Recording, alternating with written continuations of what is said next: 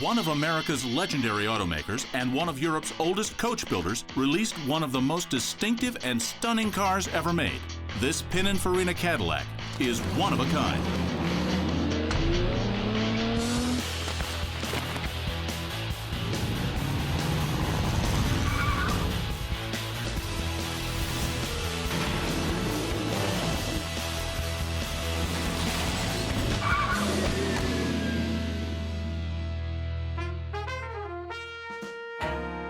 In the golden age of automotive history, there were automakers and there were craftsmen. Automakers built cars. They fine-tuned an engine, pushed the limits of engineering, and created a fleet of mass-produced cars out of nothing but blueprints and a vision. Craftsmen made works of art. They weren't concerned with mass production or how many miles to the gallon. They were interested in how a car made you look. They wanted it to inspire you. Cadillac has been a name associated with luxury and power. In 1909, GM bought the Cadillac brand and transformed it into America's premier line of luxury cars. When the automotive revolution started, America quickly devised a way to get more cars in the hands of more people. Europeans, meanwhile, weren't culturally attuned to the concept of mass production. For centuries, they had made custom goods to order for wealthy single buyers, a system that required an exquisite attention to detail. So when Europe turned its attention to manufacturing automobiles, an entire industry was born just to craft the exterior of the car. Would tend to go to Italy because Italy had a lot of coach builders that could specialize in doing one-offs instead of a large production run. One of those coach builders was Pininfarina, whose nickname was Pinin. Pininfarina started his own shop and found success designing some of the most iconic bodies in Europe. Pininfarina was a small coach builder in Italy that basically just pounded out panels by hand to fabricate their designs to be put on chassis made by other companies.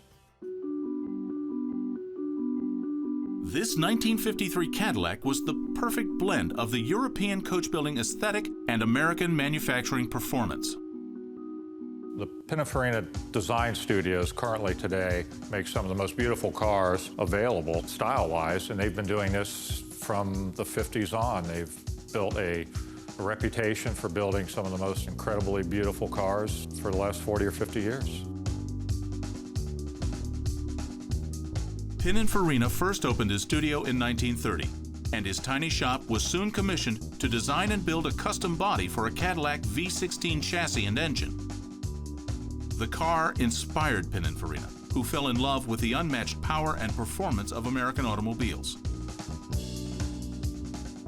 This collaboration between Cadillac and Pininfarina has inspired creativity, performance, and design over decades, and has helped the concept car become an anticipated attraction at auto shows around the world. At least once a year at the major shows, they would showcase 1 or 2, 3 specialty cars that were what's, the future has to hold. Auto shows gave the public an idea of what a car could be, because in the 1950s, the car you drove defined you.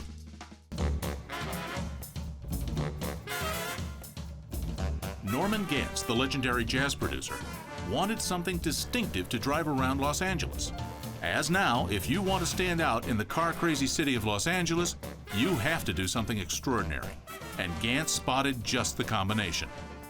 The original owner of the car, Norman Granz, had been to the Geneva Auto Show in 1952 and had seen Pininfarina's concept car, the Lancia PF 200, and came back to the United States and called to find out if he could get one of those cars, and they said no.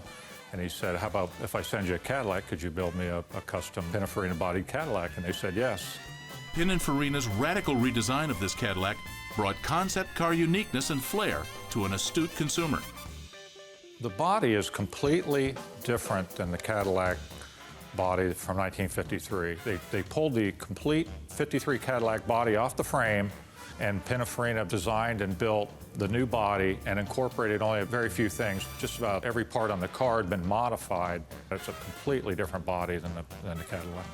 In the early 1950s, this Cadillac definitely turned heads on the streets of Los Angeles. Its curves and lines were radically different than other cars of the time, and even its front grille, inspired by Air Force fighter jets of the era, evoked a futuristic car of tomorrow. At the time, Pininfarina's designs were gaining popularity in Europe, but in the United States, his designs were rarely seen outside of concept cars and auto shows. To the American public, Pininfarina was probably completely unknown in the early 50s. It was probably more of even a scarce name, even in Italy. They were probably just starting out showcasing their talents from their design standpoint. Norman Gantz's desire to stand out in a crowd helped restart a tradition of transatlantic collaboration that continues to this day and has resulted in some of the world's most distinguished custom automobiles. How does this 1953 Pininfarina Cadillac compare to other cars of the time? Find out after this.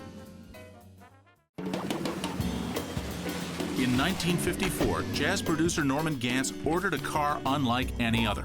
Starting from the base of a 1953 Cadillac, the car underwent a transformation under the artistic eye of coachmaker Pininfarina. A two-door, two-seat roadster, the car was originally painted silver gray with leather upholstery. The car is incredible, even to a modern eye.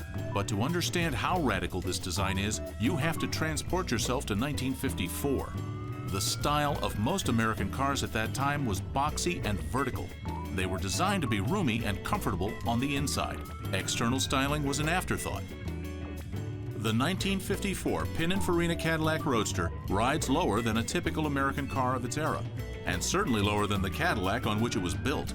It flows seamlessly from the front fender to the back bumper. It's got some great themes going on for the early 50s. The front grille or the chrome surround resembles early Saberjet intake on the fighter plane. It's got all 1953 Cadillac V8 running gear. The all underside of the car is all Cadillac with the Pininfarina custom body on it. The only remaining external Cadillac touches are wheel discs from the 1953 Cadillac, as well as the Cadillac emblem on the oval front grille. More modestly, the front bumper Dagmars and the large V on the radiator grille were hallmarks of the Cadillacs of the era.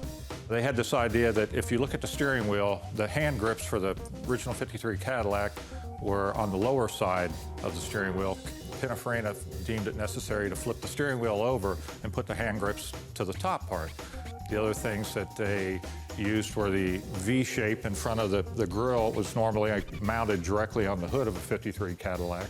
And then the other way you can tell it's Cadillac running gear is the center emblem on the wheel discs. The front end especially is designed to evoke the past and the future.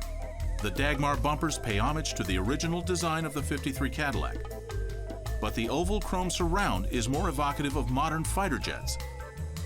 Every other external part of the original Cadillac, aside from a few of the instrument gauges, was replaced by Pininfarina, transforming it into a completely different machine. The car has a great ride to it. It's the classic 50s ride that is smooth, silky, but somehow feels slightly detached from the road. It just gives you a very wandery feel when you're driving down the road, but you end up learning how to drive it, and it feels really nice. The V8 is, one of the first V8s for the early 50s, and it's great performance. The car is probably lighter weight than the original Cadillac body that was on there, so it does end up having quite a bit of performance to it for an early 50s car. In addition to cash, Norman paid for the car with part of his record collection and the understanding that Pininfarina could enter the car into auto shows. In fact, Pininfarina used it as their signature entry in the Paris Auto Show in 1954. The 1954 Pininfarina Cadillac was years ahead of its time, and it initiated a whole new era in Pininfarina's history.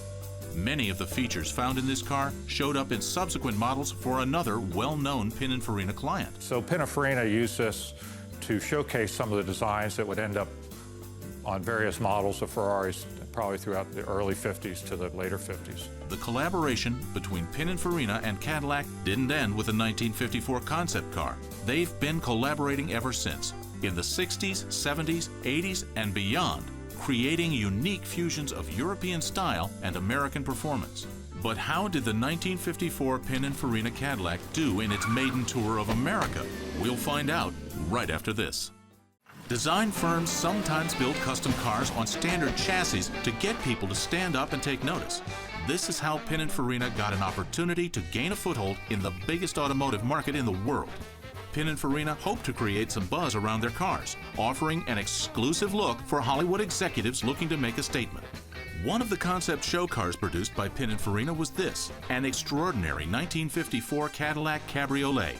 To the American public, this would have been almost a UFO coming down the road if they saw this in the early 50s. And I think that's the reason Norman wanted something like this to drive around Hollywood. That's what separated you from the ordinary guy that was driving down the road. The 1954 Pininfarina Cadillac is one of the most incredible examples of automotive collaboration between the old world and the new. From the power and luxury that only a Cadillac could deliver, Pininfarina built a machine that inspired car makers around the globe and remains absolutely one of a kind.